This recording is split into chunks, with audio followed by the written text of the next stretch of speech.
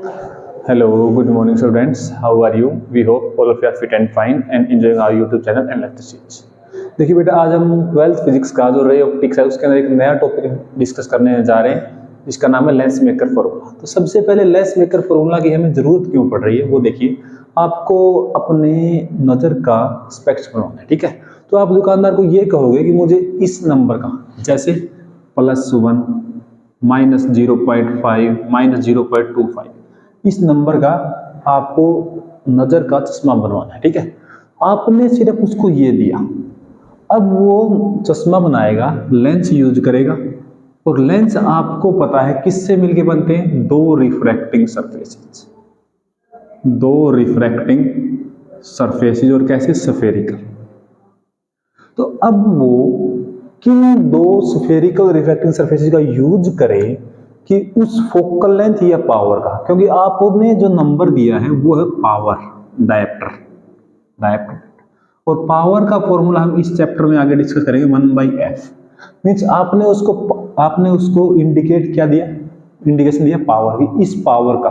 तो वहां से पावर और फोकल लेंथ निकल जाएगी कि हमें इस पावर का चश्मा बनवाना है या इस फोकल लेंथ का बनवाना है।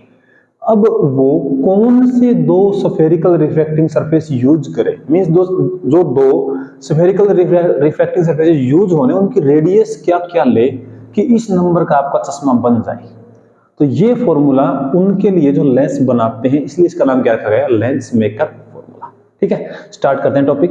लेंस मेकर फॉर्मूला में हमारा मेन मोटिव क्या है कि हम फोकल लेंथ और पावर को, जो दो हमारे पास रिफ्रैक्टिंग स्फेरिकल सरफेसेस यूज होने, उनके रेडियस के साथ रिलेट करना है। मींस एक फॉर्मूला क्रिएट करना है जिसका लेंस बनाने वाला यूज करके लेंस बना सके, आपका चश्मा तैयार कर सके, ठीक है। स्टार्ट करते हैं। जैसे अपने पास एक रिफ्रैक्टिंग सरफेस है, ठीक है। इसको आप कौन सा रिफ्रैक्टिंग सरफेस बोलते हो? ऐसे समझो कि इस साइड ये μ2 मीडियम है और इस साइड मीडियम क्या है? μ1, और μ2 ग्रेटर देन μ1 है। तो ये मीडियम डेंसर है, ये मीडियम क्या है? रेयर। और इसको हम क्या बोलते हैं? Convex spherical refracting surface. अब यहां से अगर हम ऐसे ड्रॉ करें, यहां पोल हो जाएगा, यहां फोकस हो जाएगा, यहां इसका सेंटर आ जाएगा, ठीक है। अब आपको एक चीज ध्यान रखनी है। ध्यान क्या रखोगे कि लेंस जब भी हम पढ़ रहे हैं, हम पढ़ रहे हैं थिन लेंस। आपने बुक में भी देखा होगा, सिलेबस में भी देखा होगा, थिन लेंस। थिन लेंस लेने का मोटिव क्या है? अगर हम ये ले, देखो, एक तो ये लेंस लें और एक हम ऐसा लेंस लें। इस लेंस में P1O और P2, और एक इस लेंस में देखें P1O, P1 और P2। जितना ज्यादा लेंस पतला होगा उतने ये P पॉइंट O के पास आएंगे। मीन्स हम P पॉइंट को ही O बोल देंगे। कब बोल पाएंगे? जब हमारे पास लेंस थिन होगा। अगर लेंस थिन नहीं है, ठीक है, तो P1, P2 और O, मीन्स O से P1 और P2 लार्ज डिस्टेंस पे है, तो हम उनको ये नहीं, जो भी हम कैलकुलेशन करेंगे फिर हम O से नहीं कर पाएंगे। सिर्फ इसके लिए हमें जो भी हम लेंस पढ़ रहे हैं उनको हम क्या मान के पढ़ते हैं कि वो हमारे पास थिन लेंसेज है। अब हमारे पास लेंसेज का बेसिक हम ऑलरेडी एक लेक्चर में अपलोड कर चुके हैं, डिस्कस कर चुके हैं। अब हमारे पास मान लो हमने यहां पर एक ऑब्जेक्ट रखा। हमने यहां पर क्या रखा? ऑब्जेक्ट यहां रखते हैं तो एक लाइट अगर नॉर्मली इंसिडेंस होती है, मींस एक लाइट यहां इंसिडेंस होती है, तो वो सीधा निकल जाएगी, क्योंकि एंगल ऑफ इंसिडेंस भी जीरो है, तो एंगल ऑफ रिफ्रैक्शन भी जीरो हो जाएगा। एक लाइट ऐसे फॉल हो रही है, कैसे फॉल हो रही है? ऐसे, ठीक है। अब जिस पॉइंट पर फॉल हुई है हमें वहां से रिफ्रैक्शन देखना है, क्योंकि उसके उस साइड मीडियम अलग है, इस साइड मीडियम अलग है। जिस पॉइंट पर फॉल हुई है इसका एक्चुअल पाथ क्या होना चाहिए था? सीधा। लेकिन रेयर से डेंसर है तो नॉर्मल की साइड बेंड होगी। तो सबसे पहले नॉर्मल देखो, इस पॉइंट पे ये मान लेते हैं इसका सेंटर है, तो ये क्या आएगा? नॉर्मल। ये लाइट कहां बेंड होगी? कहाँ बेंड होगी, नॉर्मल की साइड। तो हम कह देते हैं कि ऐसे फॉल हुई और ये ऐसे चली गई, यहां जाके कट किया, यहां जाके आपकी क्या बन गई, इमेज। क्या बन गई, इमेज। ठीक है, अब अगर हम इसको हटा देते हैं जो हमने एक्स्ट्रा ड्रॉ किया,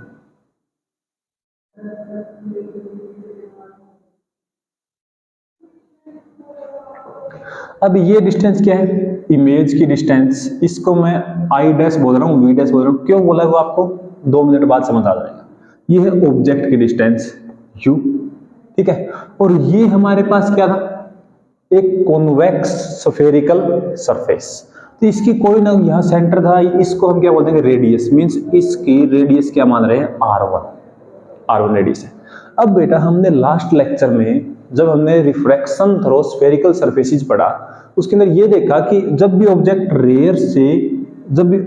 रेयर में होता है और लाइट रेयर से डेंसर में मूव करती है, ठीक है, तो हमारे पास एक फॉर्मूला आया था, ध्यान हो, μ2 by V minus μ1 by U, μ2 minus μ1 by में आर। ये कब था, जब रेयर मीडियम में ऑब्जेक्ट रखा और यहाँ μ1 μ2 μ1 μ2, ये कब आएगा, जब हमारे पास डेंसर में होगा। अभी हमारे पास कहाँ है, रेयर में। ठीक है, इस केस में बात करें तो उस फॉर्मूले के अकॉर्डिंग क्या इक्वेशन बनेगी हमारी, μ1 है μ2 बाई में v, इमेज हमारी कहां बनी है, v dash minus μ1 by u is equal to μ2 minus μ1 by में रेडियस क्या है, r1। मीन्स यहां तक हमने देख लिया अभी तक। ठीक है, अब हम क्या कर रहे हैं, इसके आगे एक और सरफेस रख रहे हैं। जैसा हमने पढ़ा था लेंसेज में, लेंस कैसे बनते हैं, दो हमारे पास स्फेरिकल रिफ्लेक्टिंग सरफेस को हम कंबाइन कर देते हैं। अगर मैं यहां पर एक और रखूं रिफ्रैक्टिंग सरफेस, मान लो हमने ये रख दिया, इस बार ये यहां पर हमने एक और रिफ्रैक्टिंग सरफेस रख दिया। ठीक है, अब इस सरफेस के ऊपर कौन सी लाइट फॉल हो रही है, ये लाइट फॉल हो रही है, और ये है कौन सी, ये। तो इसका नाम मैं रख देता हूं, ये हमारे पास क्या है, इंसिडेंट रे या light for second spherical refracting surface, या आप ये कह सकते हो जो लेंस का दूसरा वाला सरफेस है। ये क्या था, लेंस का पहला सरफेस। अब इस केस में इसके ऊपर लाइट फॉल हो रही है। अब यहां देखें तो इस पॉइंट के बाद लाइट कहां से कहां मूव कर रही है, μ2 से वापस μ1 में। मींस ये लाइट कहां जाएगी, डेंसर से रेयर मीडियम में दोबारा जा रही है। अब हमें पता है डेंसर से रेयर में जाएगी तो नॉर्मल से दूर हटेगी। अब नॉर्मल से दूर हटेगी तो हमें पहले इस पॉइंट पर नॉर्मल ड्रॉ करना है। अब एक चीज देखो, इस पॉइंट का सफेयर कहां बनेगा, मेरी साइड बनेगा। मींस ये क्या बनेगा, एक सफेयर बनेगा। ठीक है, अब ये सफेयर बनेगा तो यहां कहीं सेंटर आएगा। मान लो इसका सेंटर कहीं भी आ रहा है, यहां आ रहा है। ठीक है, यहां सेंटर आ रहा है तो ये क्या हो जाएगा, नॉर्मल। ये क्या हो जाएगा, नॉर्मल। लाइट ऐसे फॉल हो रही है तो एक्चुअल पाथ है। अगर ये नॉर्मल की साइड बैंड होती तो बेटा ये ऊपर जाती, लेकिन डेंसर से रेयर है तो नॉर्मल से दूर हटेगी, मतलब इस साइड शिफ्ट होगी। मींस जो ये लाइट है अब ये किस साइड शिफ्ट हो जाएगी, ये। तो ये हमारी इमेज बन जाएगी। क्लियर, दोबारा देखो, यहां से इस वाले सेकंड वाले जो मैंने रेड कलर का सरफेस ड्रॉ किया, ये क्या, सेकंड रिफ्रैक्टिंग सरफेस। इसके ऊपर लाइट फॉल कौन हो रहा है, पहले ने जो इमेज बनाई है वो इसके ऊपर ऑब्जेक्ट का काम कर रही है। मींस ये लाइट इसके ऊपर फॉल हो रही है इस सरफेस पे। तो जिस पॉइंट पर रिफ्लेक्शन होना है हम उस पॉइंट पे एक नॉर्मल ड्रॉ करते हैं। नॉर्मल कहां से होता है, सेंटर से जो रेडियस है वो स्फीयर के ऊपर परपेंडिकुलर होती है। तो इसका सेंटर इस साइड आया तो हमने ये बना दिया नॉर्मल। अब डेंसर से रेयर है तो नॉर्मल से दूर हटेगी, मतलब इस साइड। अगर नॉर्मल की साइड बैंड होती तो ऊपर चले जाएगी। ठीक है, तो नॉर्मल की साइड नॉर्मल से दूर हट गई, यहां कट कर दिया। ये हमने समझने के लिए क्या बनाया था, नॉर्मल। ठीक है, अब एक चीज देखो, अगर इस केस की बात करें तो μ2 लाइट कहां से कहां ट्रेवल कर रही है, डेंसर से रेयर। डेंसर से रेयर हो तो ये फॉर्मूला क्या हो जाता था, μ1 μ2 μ1 μ2।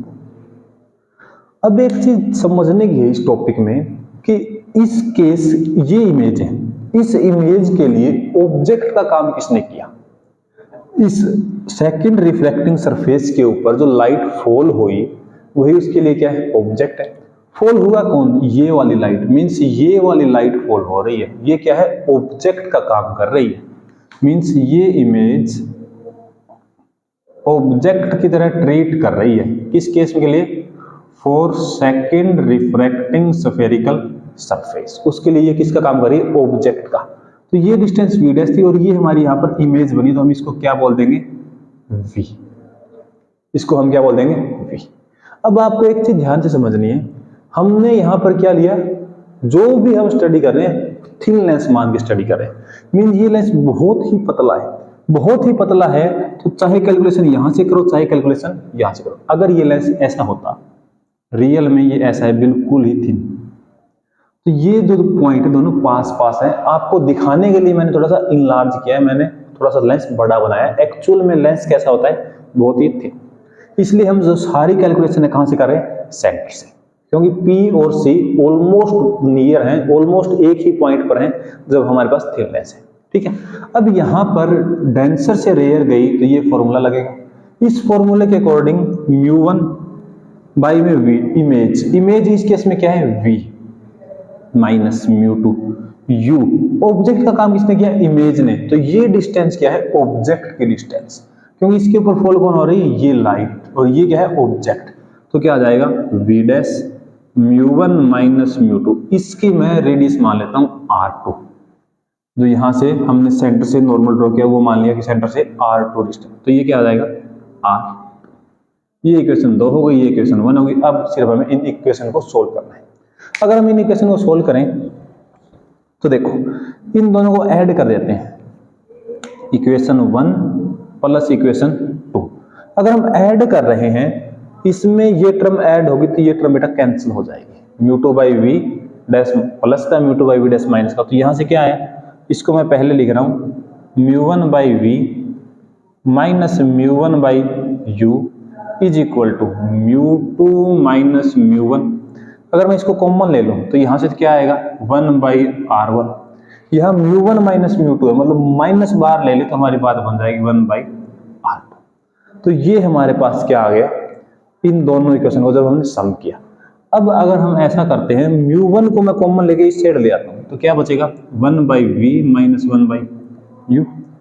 μ2 के बाई में μ1 मीन्स μ2 बाई में μ1 माइनस μ1 बाई में म्यू आके 1 हो जाएगा, 1 बाई में r1 माइनस 1 बाई में r2। सही किया, μ2 बाई में μ1 r1 प्लस, सही है, μ1 माइनस हो गया, सही आ रहा है। ठीक है, तो ये आ गया हमारे पास। लेकिन अगर आपको ध्यान हो, हमने टॉपिक स्टार्ट किया तो हम जब हम चश्मा बनवाते हैं तो हम ये कहते हैं कि हमें इस पावर का माइनस प्लस कुछ भी, हम उसको एक नंबर बोलते हैं, फिर हम उसको एक्चुअल में पावर बता रहे हैं। पावर से फोकल लेंथ निकल जाती है, मीन्स या पावर कहें या हम फोकल लेंथ कहें, वो दोनों हमें पता होते हैं। ठीक है, अब हमें तो यहाँ पर VU आ गया, तो हमें यहाँ पे VU नहीं करना, हम ऐसा फॉर्मूला बनाना चाह रहे हैं कि VU ना आए, क्या आए, फोकल लेंथ, जिससे हम ये कह सकें इस पावर का, इस फोकल लेंथ। तो हम बेटा इसको इसकी जगह फोकल लेंथ की टर्म यूज करना चाह रहे हैं। तो देखो क्या होता है, ये हमारे पास कौन सा लेंस है, कॉन्वेक्स लेंस। अगर मैं यहां पे ड्रॉ करूं कॉन्वेक्स लेंस, जब भी लाइट इनफाइनाइट से रे जाती है, सोर्स कहां होता है, इनफाइनाइट पे, यू कहां है, इनफाइनाइट, तो इमेज हमेशा कहां बनती है, फोकस पे। इमेज कहां बनती है, फोकस पे। तो ये हम यहां पर यूज कर रहे हैं। अगर हम u को इनफाइनाइट मान लें तो हमारी इमेज हमेशा कहां बनेगी, फोकस पर। तो यहां रखें तो 1 by F minus 1 by infinity 0, तो 1 बाई एफ क्या आ गया, μ2 बाई में μ1 minus 1 1 by r1 1 by r। तो ये है हमारे पास लेंस मेकर फॉर्मूला। अब हम उसको ये कहेंगे कि इस फोकल लेंथ का, या आप इसको इक्वल टू लिख सकते हो पीबी, इस पावर का या इस फोकल लेंथ का हमें चाहिए चश्मा। तो हमें ये तो पता है वो क्या, किसका बनाएगा, ग्लास का। तो ग्लास का रिफ्रैक्टिव इंडेक्स, बाहर कौन है, एयर, 1 बाई, मतलब वो यहाँ पर R1 R2 की वैल्यू रखेगा। अगर ये वैल्यू आ रही है तो जो हमारा चश्मा बनेगा वो बिल्कुल सही बनेगा। तो इस फॉर्मूले को क्या कहा गया है, lens maker formula, lens maker formula. तो ये था हमारा टॉपिक। सिर्फ इसमें दो बातें समझने की है। एक तो ये जो हम पहले डिस्कस कर चुके हैं, रेयर्स में ऑब्जेक्ट है, इमेज डेंसर में बन रही है, तो हम μ2/v, μ1/u, μ2 - μ1/r यूज करते हैं। अगर ऑब्जेक्ट डेंसर में है, जैसे इस केस में ये क्या है, डेंसर में, तो डेंसर से रेयर में है, तो वहां पे जो फॉर्मूला हमने डिस्कस किया था वो यूज करना है। तो ये दो फॉर्मूले हैं, और इसके अलावा इस टॉपिक में कुछ भी नहीं है, सिर्फ जो हमने ऑलरेडी स्टडी किया उसका यूज किया है। ठीक है।